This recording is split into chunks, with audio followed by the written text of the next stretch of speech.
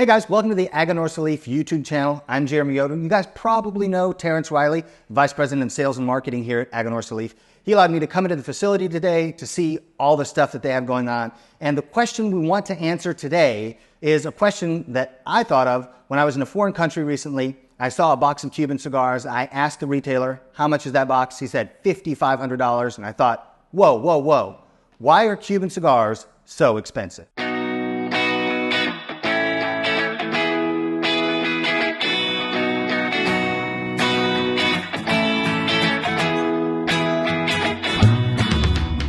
Full disclosure for you out there, I have very few Cuban cigars in my humidor. The majority of my cigars are from Nicaragua, with some of them from the Dominican Republic and Honduras, but the lion's share come from Nicaragua. But for me, there's unlimited availability of Nicaraguan cigars, Dominican Republic cigars, Honduran cigars, but still I feel a pull toward like any chance I get to get some Cuban cigars, I feel like I need to. But then you look at the price tag and you think, oh my goodness, how could they possibly be this expensive? So Terrence, as somebody in the cigar industry, a real insider, can you tell me about why this box of cigars costs 30, 40 times what this box of cigars costs? Well, your first instinct is part of the reason for your second instinct, that need to buy them when you have the opportunity. And that's because in the United States, it's the forbidden fruit. You can still not sell Cuban cigars legally in this country. If you buy them overseas or someplace, you can bring them in, but you can't go to a cigar shop in the United States and go buy Cuban cigars legally. So that makes them hard to get here. So when you have the opportunity to buy them one way or the other, you're willing to pay a little bit more for them. Right. Also, now that the Chinese are a big market for cigars and that the prices for all Cuban cigars internationally are linked to the Hong Kong market, they've gone up incredibly over the past few years. So even when you have that kind of money to buy a box of cigars, you often can't get them, which if you have the money, you'll spend even more, which drives the price up even further. So Cuban cigars have gone up quite a bit over the past few years for those two reasons. Right. So before we started this, I looked up prices online. This box of Partagas I could find online for about $1,500.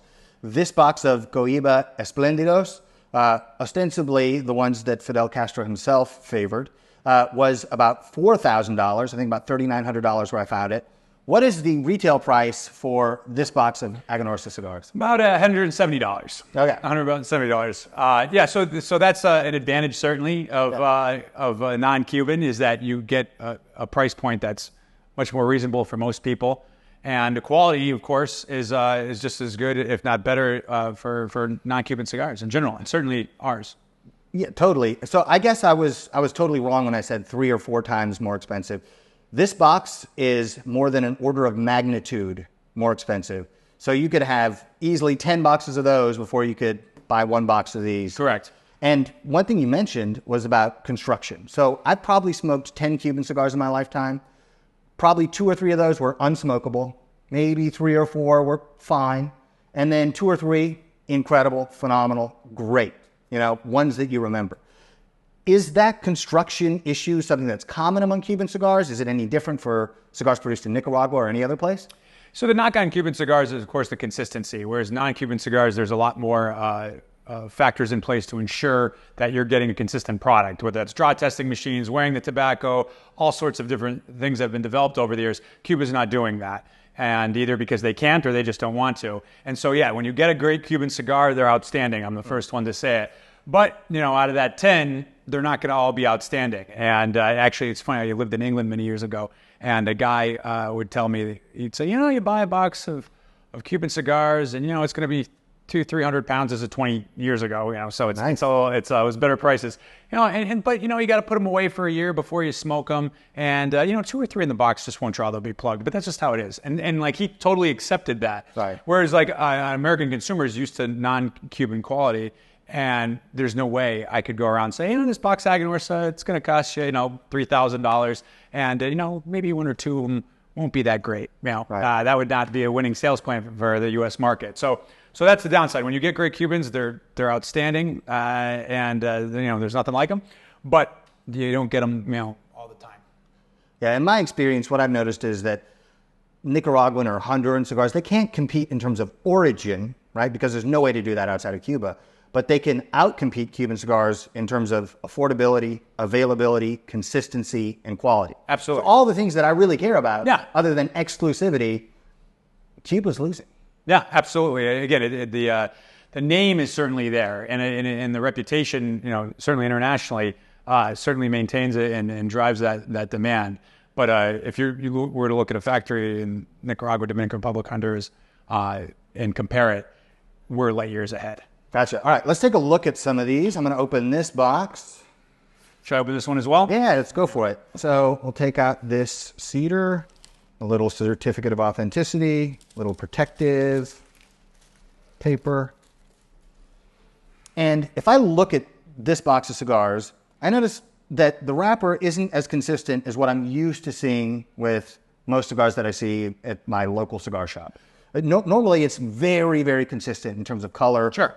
It's not a lot of mottled appearance or anything like that. But, I mean, to me, these look handsome. I see a little tinge of green there. I don't know if that's vegetable gum or if it's just a product of... No, just from the fermentation, from the curing process, it got, a little green got locked in there. So, yeah, again, they just don't have... the facility, they're using calfrisas in Nicaragua now, which are curing barns that are temperature controlled. They're doing all sorts of different things now to create a more consistent product. And Cuba doesn't utilize those things. And because of that, you get, little imperfections and things like that. Gotcha. So this is the Partagas Serie P, number 2. So it's a torpedo shape. I have smoked one of these. It was great. But I don't know that every single one of these cigars in this box is going to be great. That's always the big question. Is it going to be like my last experience, which was outstanding, or is it going to be inferior to that? And so that's again the problem with Cuban cigars is that you just don't know what you're going to get, which for any product is important. Well, I liked it last time, but will I like it this time? Totally. And then we have this box of Cohiba Espléndidos, which are supposed to be Fidel Castro's favorite cigar. I don't know that, but I want to believe it because I have a box in front of me right now. And one of the important things that anybody who's in the market for Cuban cigars has to consider is whether or not the Cuban cigars that they're getting are genuine. So before we get into the real versus the fake, sure. Why don't the Cubans just grow more tobacco and roll more cigars? Well, they just can't. They don't have the resources. Again, after the Soviet Union collapsed, they lost a lot of the subsidies from that. They're not trading partners with the U.S., so they have limited options. They don't have the ability to invest in the type of things that long-term they would need to do to produce more. You have to keep in mind as well that Cuba sells everything they make, and they actually produce less cigars now than they did in 1961. So they're making less cigars, and the demand is much more than what they can supply. So that allows them to increase prices. In a way, they don't have to do anything because everything they grow and make, they sell, and they keep raising the price on it. So it sounds like a pretty good thing to me. Yeah, I guess if there's an infrastructure problem that prevents them from making more, if they can just continually raise prices because the product's in demand, yeah, I guess they can get away with it. Yeah, just simple economics. The demand is increasing, and the supply is the same or less. Here in the United States, we're big on competition, and competition breeds just kind of better and better iterations of a product. Because if, cigar maker A and cigar maker B have two different products, and they're competing against each other to see who can make it better and a little bit better and more consistent and even more along the profile that they want, then that's going to be like a rising tide raising all boats. Whereas for the Cubans, they don't have that competition built in. They make them for the government of the country. They sell them across the world. The demand is nonstop. They can sell it kind of for whatever they want, I guess. Absolutely. So let's talk about the issue with counterfeit. So how do you identify a box of Cuban cigars as being real or fake? Because in my experience, I've seen a heck of a lot more fake Cubans than I have real ones. So the biggest problem is with brands like Cohiba, the Monte Cristo, the Romeo and Juliet. The really big name ones, Cohiba is by far the biggest of them, but those tend to be counterfeited the most. So that's one thing, is like a Juan Lopez, they're generally not counterfeiting some of the lesser known Cuban brands. Right, sure. Two, and again, because I'll go over some of the things you can look for a fake Cuban, but the average person is not going to have that kind of experience and knowledge. One of the best ways to figure out if it's real, where did it come from? Right. Now, did you buy it at a Casa Habano store somewhere, which is the Cuban owned stores throughout the world, or did you get it on the beach in the Bahamas?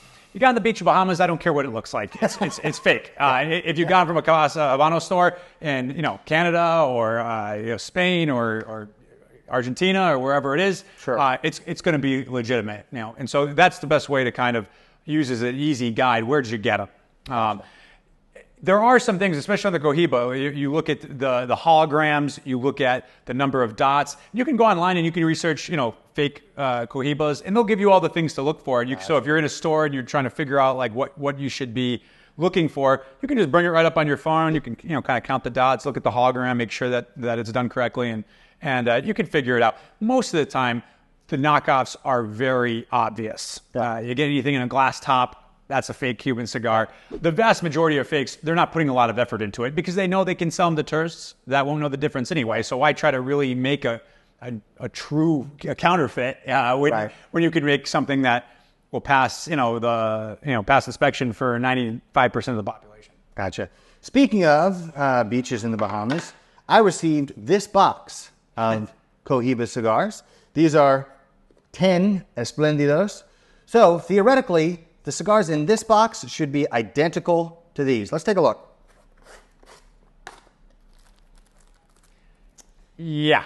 Number one, Cubans don't cellophane, so that's the first indicator. Okay. Yeah, and then, compare the bands. This is a perfect example of what we're talking about. Yep. I mean, they're not even trying. I mean, it's anyone that has a familiarity with Cuban cigars knows immediately this is fake. And again, the wrapper, Cohiba is the ultra premium kind of level for Cuban cigars, and so they generally tend to be nice looking, nicely made. They apply a high level of quality to them usually. Not as good, I'd say, as non-Cuban, but much higher. And you can tell by just looking at your real box, the color and the integrity of the leaf compared to this thing, which looks pretty rough. So I've heard that for the counterfeits, oftentimes they'll use short filler or anything. They're not actually really doing the process. I've seen hair in these things. I've seen some crazy stuff. So Can we cut this open? Yeah. Let's cut it open. Take it out of the cellophane. I didn't know that no Cuban cigars came in cellophane. The problem with the fakes is if you get them as a gift, you have to say, thank you so much. No, yeah, of course. Yeah. The guy feels all happy. He got you a box of Cuban cigars, and instead what you got was, who knows? We'll find out in a minute. I guess it's a situation where it's really the thought that counts. Because the cigars did not count. And again, there are it could be potentially a good cigar. Who knows? But it's not a Cuban, whatever it is. Right. So let's see what we got here. So we got the wrapper leaf. We're going to take that off here. Oh. I got a wrapper. Yeah, the wrapper looks, it's not a beautiful wrapper, but it's all right. Yeah. We got some binder here. There we got the binder. And then we fulfill it. Yeah, so this is actually something that could probably be smoked, at least in theory. It's all long filler. It's not chopped up. There's no weird things like hair or table shavings of wood or anything like that. And I've seen those things. So, so it's not the worst fake I've ever seen. It's not bad. You could potentially smoke that and you might even enjoy it. And to be honest with you, that's all that matters. I sometimes tell people, they'll say, well, I had this great cigar. Do you think it was real? And I was like, well, did you like it? And he's like, well, I loved it. It's like, well, what difference does it make then? You like the cigar, so who cares? So you're right, but also I think wrong at the same time, because you want to know that the experience you had was genuine. Well, even if it's great, you're like, I want to know I didn't get ripped off. I think it's genuine if you had a great experience. Like, that's what makes it genuine. Okay. Yeah. It's like Dumbo's feather. Dumbo's feather kind of made Dumbo fly. Oh, okay. Yeah, it's interesting. I like that. But yeah, so do you have any Cuban cigars in particular that you like? Yeah, well, you actually brought two of them, for instance. And I also like Hoyo de Monterrey, Epicures, Ramon Iones. And again, there's a lot of various ones that I've had over the years that have been outstanding. Just delicious cigars, flavorful. This is not consistent. It's not a consistent experience. Okay. So apart from the exclusivity and the difficulty in getting Cuban cigars, what makes them different or unique? Or is there nothing different or unique? No, well, first of all, you have Pinar del Rio, Cuba, which Pinar del Rio, when people talk about Cuban tobacco, they're really talking about Pinar del Rio. That's the region that's made Cuba famous for Cuban tobacco. It's like when they're talking about California wine, they're talking about Napa and Sonoma. They're not talking about LA or San Diego or something. Okay, gotcha. So this particular region, which is a small area, it's basically two towns, San Juan and San Luis, and Bota Abajo, their area. That's where the best Cuban tobacco comes from. And that area is perfect for growing tobacco in terms of the conditions. It's the right humidity, it's the right temperature, it's got everything to grow world-class leaf. Now again, because they don't have the infrastructure and some of the other things that they had in the past, that it's been affected as well. But certainly it has a signature flavor and aroma to it that is really, when executed well, is outstanding. Okay. Let me ask you this. If the world were open to you and you could grow tobacco on any plot of land in the entire world, where would you be growing it? Probably, obviously, some in Nicaragua. Are there any other places that you would like? Yeah, I mean, I certainly Nicaragua, Jalapa. I love the conditions. Actually, Jalapa in Nicaragua is very similar to Pinar del Rio climate-wise. Oh. And then, I have family that go back to Cuba. I'd like to get a piece of land back and grow some in Cuba as well, preferably in Pinar del Rio, because really that's the best area for growing tobacco. So, like I said, it's one of these things where there's all sorts of advantages that Cuba has, their name, some of the land that they have. But there's also disadvantages, and it's the same for every country. So to sum it up, Cuban cigars are incredibly expensive, in part because of a supply and demand issue. They're just not producing them as fast as the world wants to buy them. And then also, you can tell me what you think of this, I think it has a lot to do with brands that people recognize, like Cohiba. Sure. You know, I mean, they even have, I guess they're Dominican Cohibas? Yes, there's also Dominican Cohibas as well. So a lot separate brand, separate people. Yeah, it's a little confusing with Cuban cigars because there's Cuban cigars like Cohiba, for instance, that in the world they're Cuban and they're owned by the Cubans, and the rest of the world, or in the United States, I should say, are owned by a non-Cuban company, and they're Dominican cigars. In some of the other cases, the same company owns both like Monte Cristo. Monte Cristo is both owned by the non-Cuban and the Cuban brands are owned by the same entity. Oh, really? Yes, but the non-Cuban is Dominican or Nicaraguan, and the Cuban is obviously Cuban. Right. So in some cases it's the same ownership, but they made different places, and in other cases it's totally different ownership. Which is the lawsuit over the Cohiba has been going on since like the 70s, I think, or something. Oh, wow! And it's been the lawyers have made a fortune on this. Yeah. If it comes down to it, say for the person out there watching, they're planning to go to, let's say, Spain for vacation. Sure. They know that there are going to be some Casa del Habano places there. They want to go in. Would you recommend that they get some, or would you say your money's better spent elsewhere? That's really the question. Yeah, again, and by the way, especially in Europe, it doesn't necessarily have to be just Casa Habanos. There's great stores in Europe. It's very unusual to find fakes in Europe. It's a higher problem in like the Caribbean markets and places like where that are very touristy in Central and South America. But that said, I would say, what we try to say at Aganorsa is, you're the judge. Now you go in and try it, and maybe you'll say, man, that was worth it. I'd love to smoke these all the time. I have the money to smoke these all the time, and they're great. Or you might say, man, that's overrated. I smoke a lot of cigars that are way better than that, and I pay a lot less. So the only judge of that can be you. So you have to determine that on your own. I think that totally makes sense. For me, because I got these several years ago when I was in the mindset, I must accrue all the Cuban cigars I possibly can.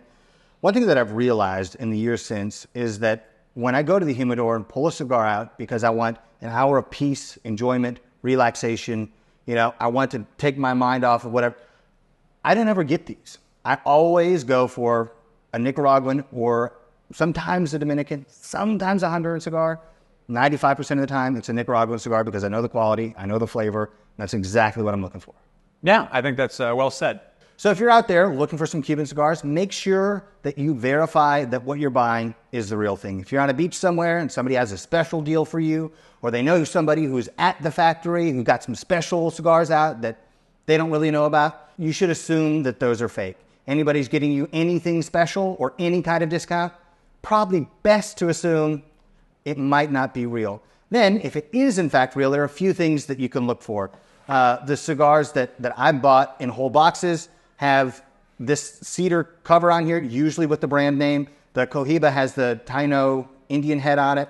Then there's this little certificate that says that this is an authentic box of cigars from the correct origin. You can also look online at particular features about the band. You should also see a Republic of Cuba origin sticker on there. And then you can also check that for a serial number alongside the barcode. You can then go look it up and see if, when you put in that number, it tells you that this is Partagas Serie P number 2.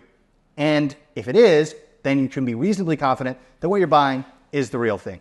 But ultimately, this decision is something that you have to make for yourself. If this is something you want to spend money on, you want to try it so you can have tried it, or if you're trying to collect them because you're trying to build a collection that seems really impressive, it may be worth it to you if you have that amount of disposable income.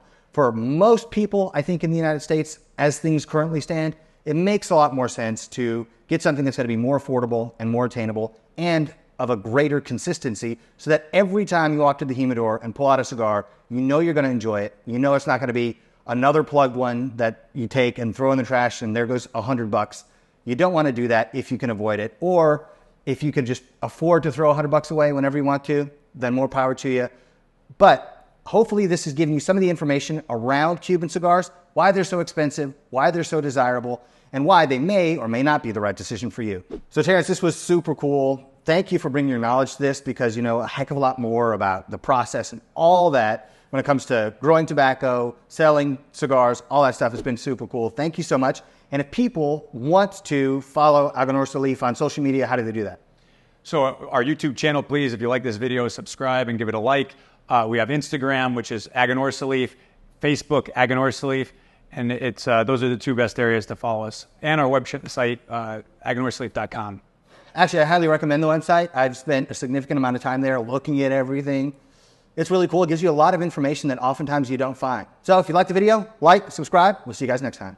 Cheers.